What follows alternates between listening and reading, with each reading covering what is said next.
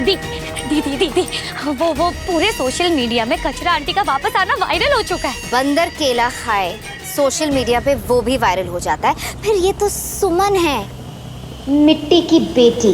दी सोचो ना इसके बाद क्या होगा।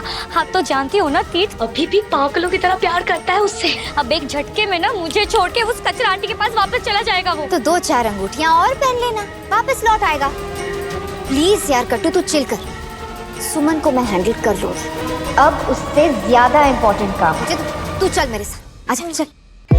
सुमन मेरी बात सुनो, सुमन सुमन मेरी बात सुनो। तुम थक गए होगे ना, आजा सो जाओ, गोदी में सर रख लो। सुमन सुमन मेरी बात सुनो, सुमन सुमन सुमन।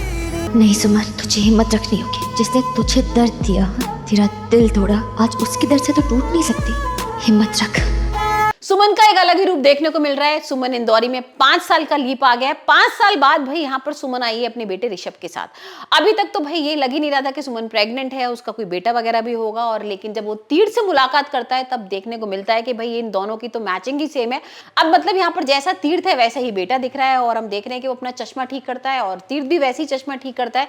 यहाँ पर वो बोलता है कि भाई गणेश जी का नाम तो आप लो, लेकिन पहले मेरा नाम लेना, फिर गणेश जी का नाम लेना। और वैसे ही तीर्थ भी बोलता है। तो यहाँ तीर्थ को कहीं ना कहीं भी लग रहा है कि ये तो मेरे जैसा दिख रहा है। और यहाँ डायलॉग भी बोल देता है कि सुमन जी आपको लगता था कि मैं सिर्फ अकेला हूं, मेरा कोई हमशक्ल नहीं है, लेकिन भाई मैंने तो आज अपना हमशक्ल देख लिया, बिल्कुल मेरे जैसा है। यहाँ हम देख रहे हैं कि भाई वो सुमन उसको डांट भी रही है और यहाँ पर एक अच्छी सी केमिस्ट्री है दोनों माँ बेटे के बीच में। तो अब हम देखेंगे मेन ट्विस्ट। अब यहाँ देविका तीर्थ को लेकर आई है और तीर्थ यहाँ पर इलेक्शंस वगैरह लड़ रहे हैं और रैली में भाई सिर्फ तीर्थ का ही नाम है। अब तीर्थ बनने वाला है नया सीएम और सुमन भी आ जाती है। सुमन को देखते ही दोनों देविका और तीर्थ की हालत खराब हो जाती है और यहाँ पर सुमन कह देती है कि आपको गलतफहमी है कि इससे खिलाफ कोई नहीं लड़ेगा, मैं लड़ने आई हूँ तीर्थ मित्तल के खिलाफ और यहाँ पर मैं लड़ूंगी इलेक्शंस। अब ये सुनते ही भाई देविका की हालत खराब हो जाती है।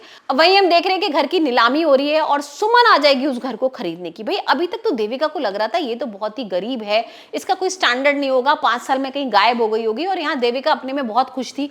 हमने देख ही लिया था किस तरीके से वो टॉर्चर भी कर रही है चंद्रकांत और सारे घर वालों को और यहाँ पर खाना वाना भी टाइम से नहीं देती। और चंद्रकांत का जो रुतबा था वो सब खत्म हो गया है, देविका का रुतबा शुरू हो गया है। देविका मालकिन बन गई है और यहाँ पर भाई उसने सब कुछ खत्म कर दिया था। लेकिन कृतिका की कहीं ना कहीं भाई एंट्री हो गई है। हो सकता है उस कृतिका की शादी भी हो गई हो तीर्थ के साथ, क्योंकि यहाँ पर एपिसोड्स में हम सीन्स देख रहे हैं कि कृतिका तीर्थ के रूम में है, तीर्थ को संभाल रही है, तीर्थ को समझा रही है।